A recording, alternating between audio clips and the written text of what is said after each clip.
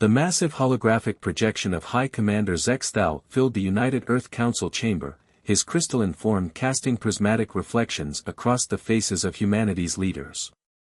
His voice, translated through advanced algorithms, carried both arrogance and disdain. Your species has been granted the supreme honor of joining the Centauri Empire, the alien leader announced. Submit within one planetary rotation, or face extinction. Director of Defense James Harrison stood from his seat at the circular table, his weathered face illuminated by the ethereal light. Around him sat representatives from every major nation on Earth, their expressions ranging from fear to barely contained rage. And if we decline this honor? Harrison's voice remained steady, though his fingers pressed hard against the polished table surface. The crystalline being's form shifted, fragments of light refracting more intensely. Decline. You misunderstand, human. This is not a negotiation. It is inevitability. Lieutenant General Rhea Patel, commander of Earth's combined space force, leaned forward. Her dark eyes reflected decades of military experience and an unflinching resolve. We understand perfectly, High Commander. We simply reject your terms. Murmurs rippled through the chamber as Zexthal's form pulsed with what could only be interpreted as anger. You primitive beings dare to challenge the might of an empire that spans 1,000 star systems? We dare, Harrison replied, his voice growing stronger. Humanity has faced extinction-level threats before. We're still here. We will not bow to threats, no matter their source. The hologram flickered as Zexthal moved closer, his crystalline structure now filling most of the chamber.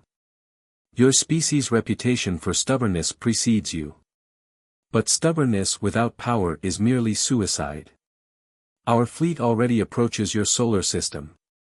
General Patel stood now, her uniform adorned with medals from countless Earth conflicts.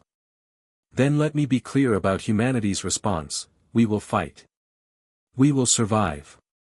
And you will regret this decision.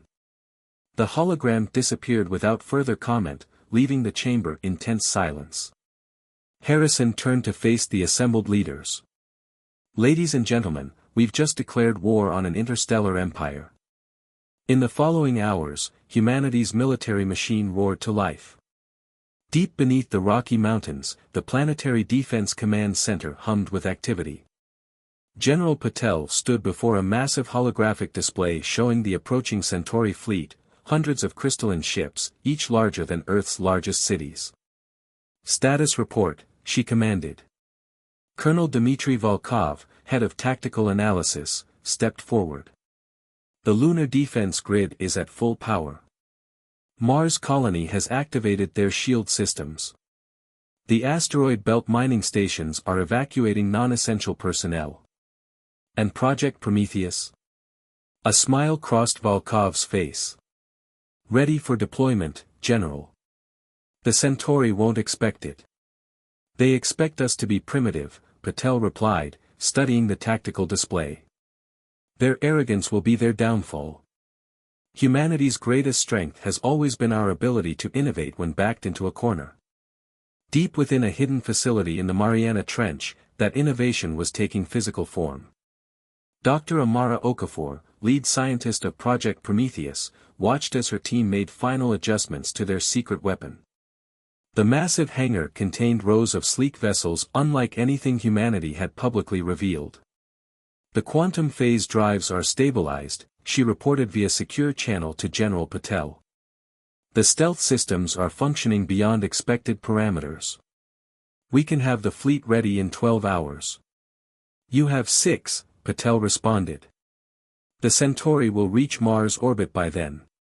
Okafor turned to her team, determination evident in her stance. You heard the general. Double shifts, everyone. The future of our species depends on these ships. In orbit above Earth, the first wave of defensive preparations was already visible. Seemingly ordinary satellites transformed, revealing hidden weapon systems. The lunar defense grid powered up, creating a barely visible energy field around Earth's faithful satellite. On military bases across the planet, soldiers prepared for what might be humanity's greatest fight. In the United States Space Force Academy in Colorado, Commander Marcus Wong addressed a group of pilots. "The enemy believes we're primitive," he announced to the assembled crews. "They expect us to cower in fear of their advanced technology. What they don't understand is that humanity thrives on challenges. We've spent centuries preparing for this moment, developing technologies in secret, planning for the day we'd meet hostile alien life."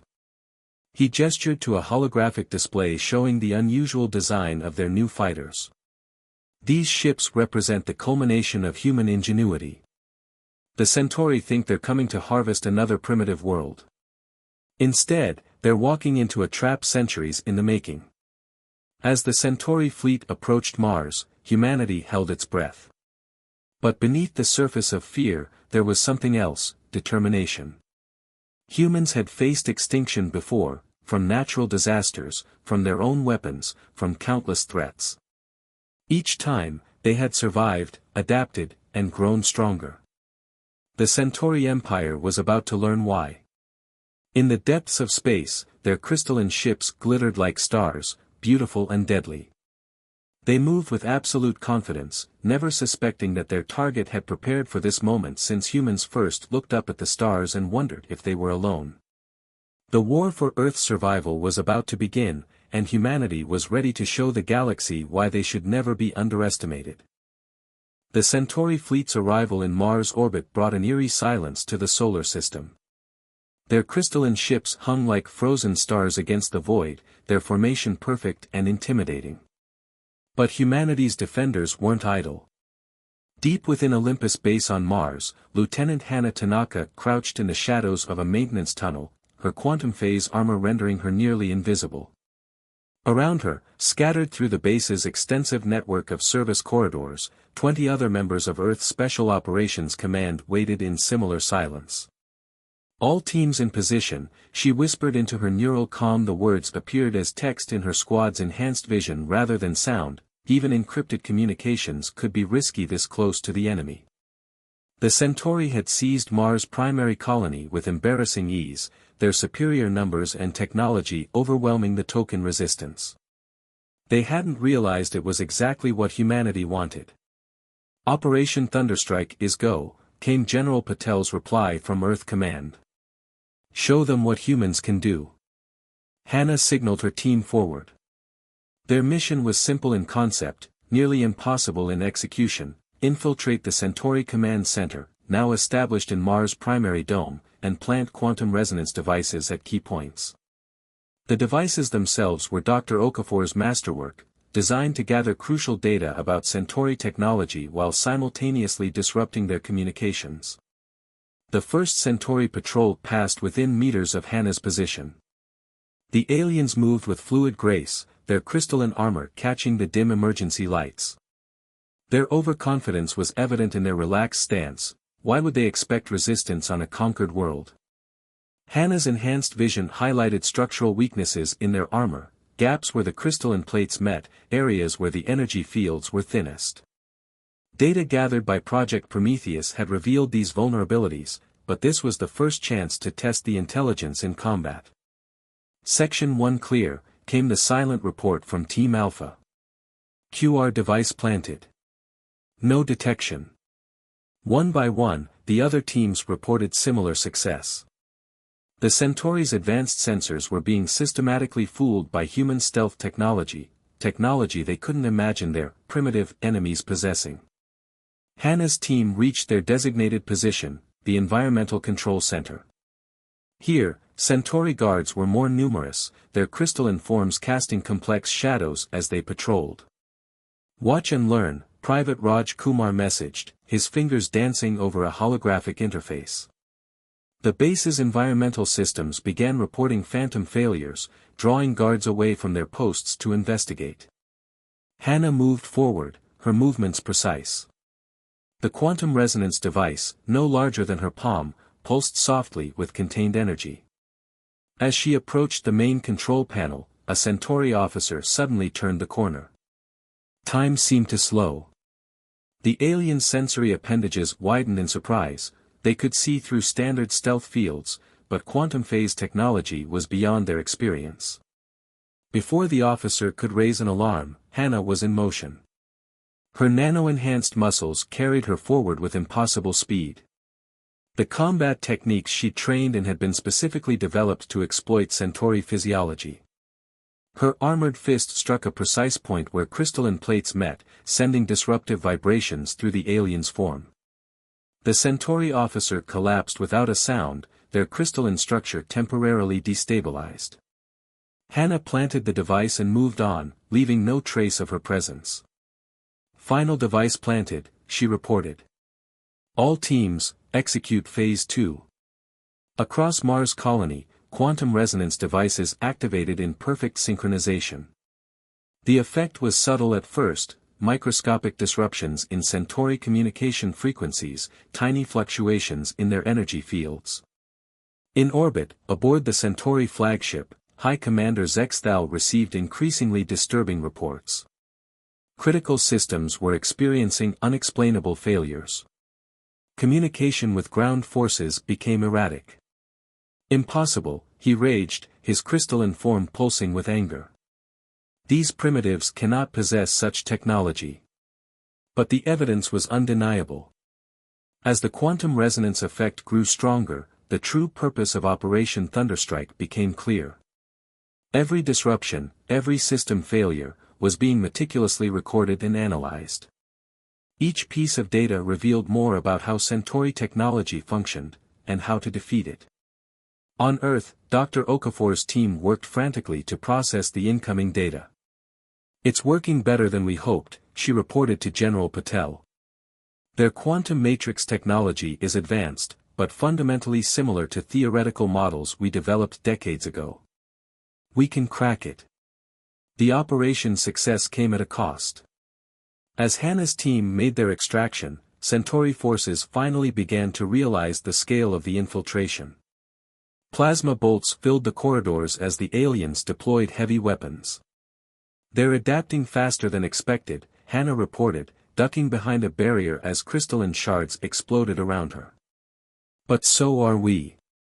Her armor's systems were already analyzing the Centauri weapons, developing countermeasures in real time.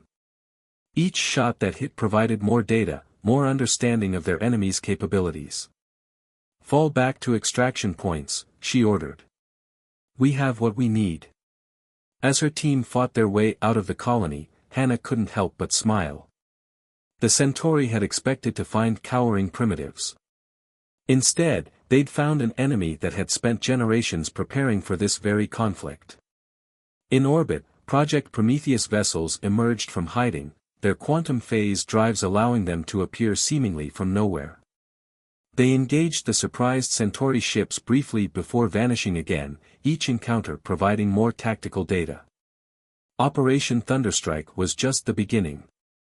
Humanity had drawn first blood in this war, and the Centauri Empire was about to learn a harsh lesson about underestimating their opponents. As Hannah's team reached their stealth shuttle, she sent one final message to Earth Command: Phase 1 complete. The enemy is just as vulnerable as we hoped. Time to show them what humanity can really do. The void between Earth and Proxima Centauri became a graveyard of crystalline shards and twisted metal. Admiral Wei Zhao watched from the bridge of the EFS Hyperion as hundreds of ships engaged in humanity's first major space battle against the Centauri Empire. "Status report," she commanded, her holographic tactical display showing the complex dance of combat unfolding around them. "Project Prometheus vessels are performing beyond expectations," reported Commander Thomas O'Neill, his fingers moving across multiple control interfaces. "The Centauri still haven't adapted to our quantum phase technology. Their targeting systems can't lock onto our ships when we're phased." The data gathered during Operation Thunderstrike had proven invaluable. Dr. Okafor's team had worked miracles, developing countermeasures against Centauri weapons and defenses. But the aliens were far from defeated. A massive crystalline dreadnought emerged from hyperspace, its surface bristling with energy weapons. High Commander Zexthal's flagship had arrived. "All ships, execute Pattern Delta," Admiral Zhao ordered. The human fleet scattered in apparently random directions, but there was careful calculation behind every movement. The Centauri dreadnought fired, its crystal-focused energy beams cutting through space. But the human ships shifted in and out of quantum phase, becoming partially ethereal when the beams struck. What damage did occur was quickly sealed by self-repairing nanomaterials, another technology the Centauri hadn't expected humans to possess. "They're still underestimating us," O'Neill observed, watching the Centauri maintain their rigid battle formations. "They think our phase shifting is just advanced stealth technology." Zhao allowed herself a grim smile. "Time to show them how wrong they are." Launch Operation Shatterpoint. Across the battlefield, human ships began executing a carefully choreographed series of maneuvers. To the Centauri, it appeared chaotic, desperate. But each movement was precisely calculated. From the Hyperion Science Station, Dr. Nathan Rodriguez monitored energy readings. "Quantum resonance field is building. The Centauri ships are responding exactly as predicted." The crystalline nature of Centauri technology was both their greatest strength and their critical weakness. Their ships' neural networks operated on quantum principles similar to Earth's most advanced computers. But when multiple quantum fields intersected in specific patterns, Shatterpoint achieved. Rodriguez announced. Initiating cascade. The space around the Centauri fleet suddenly lit up with impossible colors as overlapping quantum fields created a resonance effect. The crystalline ships began to vibrate at their most fundamental level. Aboard his flagship, Zexthal realized too late what was happening. Impossible. These primitives cannot comprehend quantum harmonics at this level. But humanity had comprehended it, had spent years developing weapons specifically designed to exploit it. The Centauri's mighty dreadnought began to crack, quantum-level disruptions spreading through its crystalline structure. "All ships, weapons free," Admiral Zhao commanded. "Target their structural weakness points." Human vessels phased back into normal space, their weapons modified to exploit the frequencies now resonating through the Centauri fleet.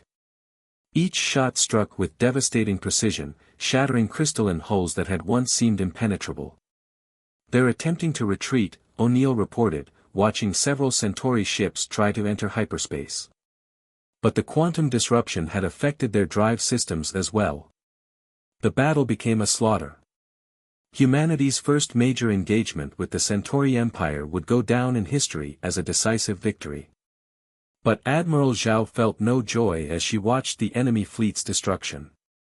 "Send the message," she ordered. A transmission cut through the chaos of battle, reaching every surviving Centauri ship. "You thought us primitive. You thought us weak. This is merely a fraction of humanity's true capability. Retreat from our space, or face extinction. The choice is yours." On the Centauri flagship, as systems failed around him, Zexthal received the transmission with growing horror.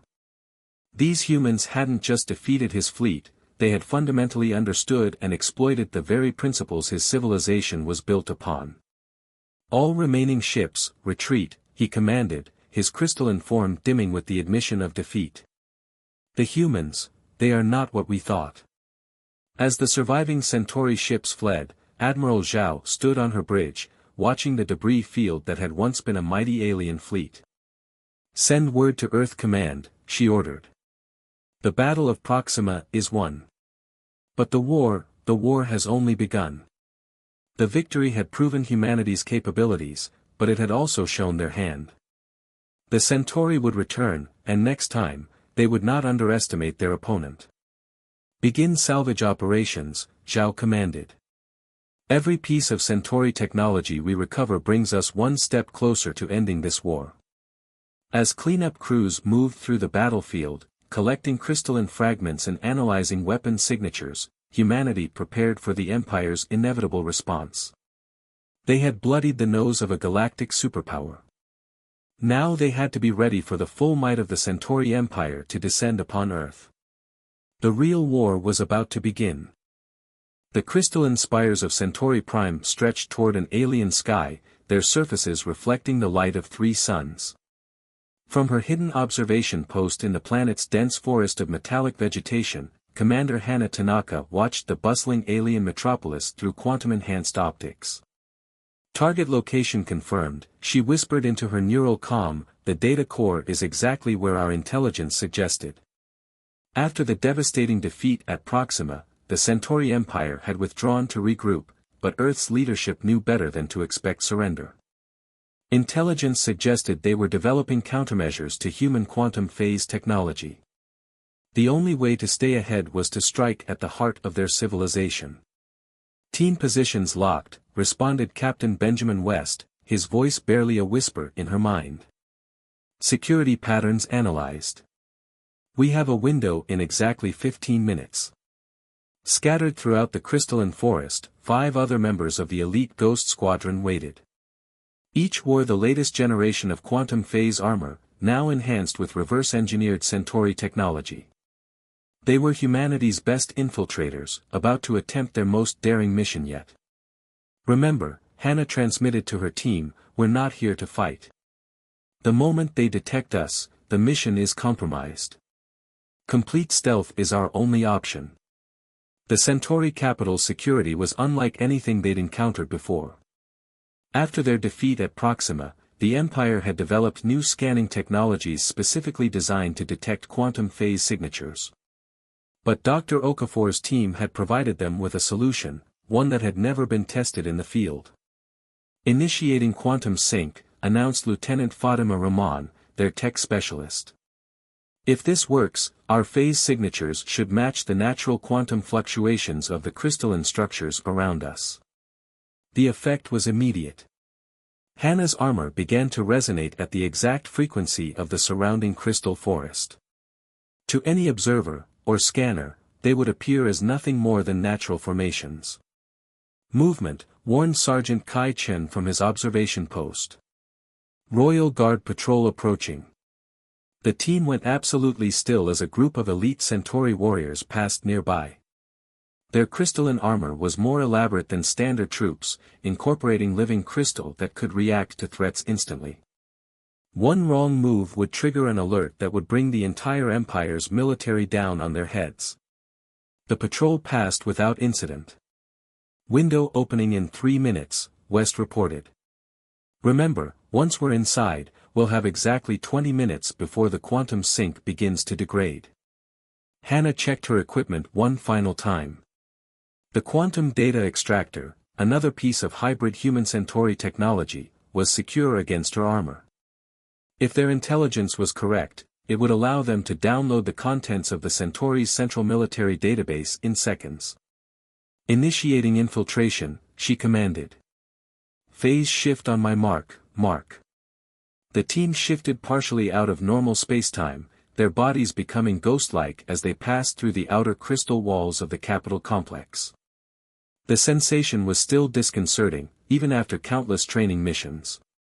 Inside, the building was a maze of crystalline corridors and chambers, each pulsing with energy that flowed through the structure like blood through veins.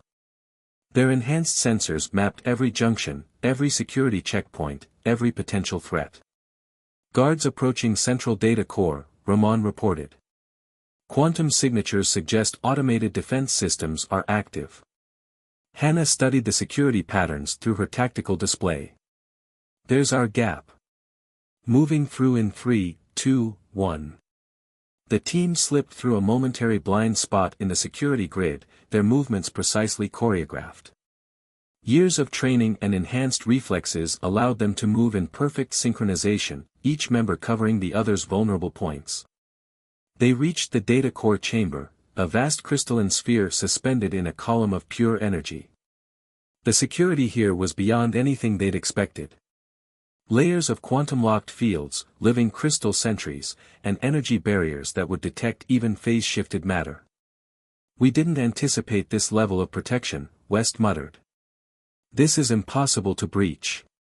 "No," Hannah replied, her mind racing. "Not impossible. Just requires a different approach." She studied the energy patterns flowing through the chamber. The Centauri think in terms of barriers and locks. But energy has to flow, and where there's flow, there's a path, Ramon finished, catching on. If we match our phase frequency to the energy current, we can ride it right into the core, Hannah confirmed. Sync to my signal. We move as one.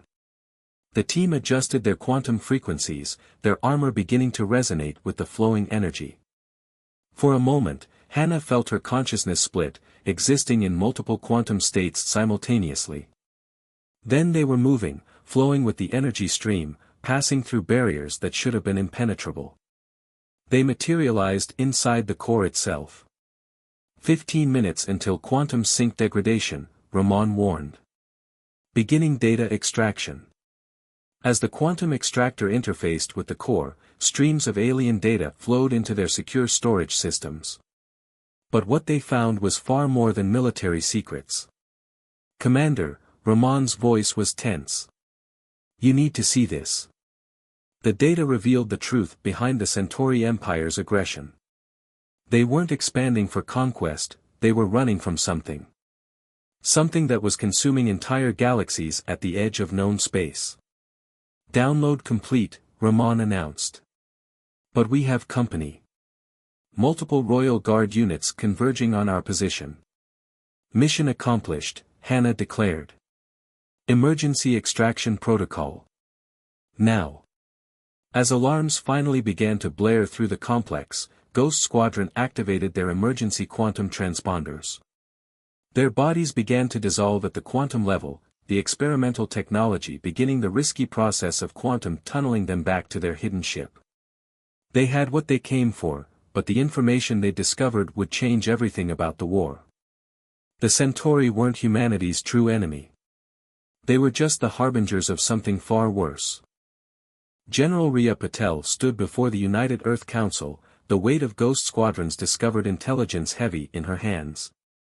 The chamber was silent as the holographic display showed the horrifying truth, a cosmic entity of pure darkness consuming entire galaxies, leaving quantum-dead space in its wake. The Centauri weren't invading us, she explained. They were searching for allies against this threat. Their method was flawed, born of desperation, but their intent.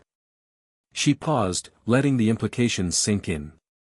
High Commander Zexthal's crystalline form shimmered beside her, not as an enemy now, but as an envoy seeking partnership. The quantum data from their capital had revealed everything, centuries of fighting this cosmic horror, watching civilization after civilization fall to its insatiable hunger. We misunderstood each other, Zexthal admitted, his crystalline structure dimming with regret. We saw your quantum phase technology and thought you primitive beings had stumbled upon power you couldn't comprehend. We never imagined that we'd been preparing for something like this all along, Dr. Okafor finished, stepping forward.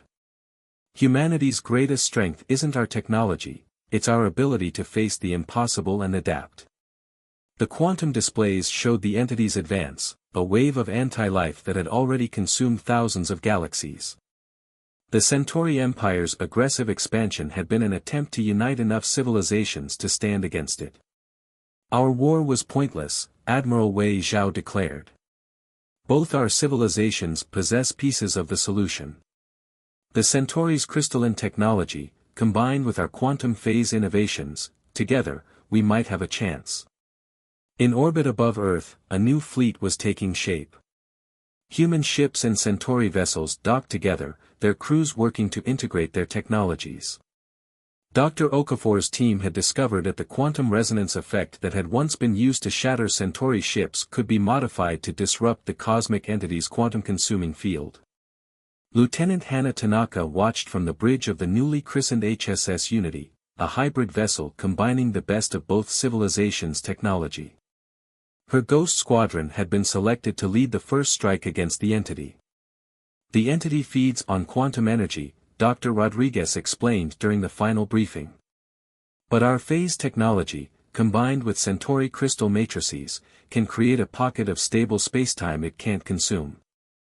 If we can get close enough, we can poison it, Hannah finished. Make it choke on its own quantum disruption. The plan was dangerous, perhaps suicidal. They would have to penetrate the entity's dead zone, navigate through space where the very laws of physics were being unmade, and deliver their quantum payload directly into its core. As the combined fleet prepared for departure, General Patel addressed the crews. Today, we face an enemy that threatens not just our civilizations, but the very fabric of spacetime itself. But we face it together, stronger for having overcome our differences. The fleet entered quantum phase, thousands of ships shifting partially out of normal spacetime. At their heart, the HSS Unity led the way, its hybrid systems humming with power that had never existed before in the universe. As they approached the entity's expanding border, Hannah felt a strange pride. Humanity had gone from fighting the Centauri Empire to joining forces with them in mere months, adaptation at its finest. Multiple quantum distortions ahead, Ramon reported from her station. The entity is aware of us. The void before them seemed to darken, as though light itself was being consumed. But where human determination and Centauri resilience might have failed alone, together they pressed forward. All ships, execute final approach, Admiral Zhao commanded. Remember your training. Remember what we fight for. The entity lashed out with tentacles of anti-reality, trying to unmake the approaching fleet. But the ship's combined quantum crystal shields held, creating bubbles of stable spacetime. Payload armed, Hannah announced from the Unity. Initiating final approach. The ship plunged into the heart of darkness, its hybrid systems straining against forces that should have torn it apart. At her station, Hannah felt reality itself trying to unravel around them. Now, she commanded. The quantum crystal payload detonated, creating a cascade of stable spacetime that spread through the entity like poison. It writhed, its form distorting as it tried to consume the aggressive stability being forced upon it. For a moment, the universe seemed to hold its breath. Then, with a silent explosion that rippled through quantum fields rather than normal space, the entity began to collapse. All ships, full retreat. Admiral Zhao ordered. The fleet phased away as the entity imploded, taking with it the threat of universal annihilation. In the aftermath, as human and Centauri crews celebrated together, Hannah stood with High Commander Zexthal on the Unity's observation deck. We were both right, and both wrong, the Centauri leader mused. You were not primitives to be conquered. We were not tyrants to be resisted. We were simply different paths leading to the same destination. And now? Hannah asked. Now we build something new, Zexthal replied. Together. The stars sparkled before them, no longer threatened by cosmic darkness. Humanity had faced extinction and emerged stronger, not just surviving but forging an alliance that would reshape the galaxy. The war they regretted had led to a peace they would forever cherish.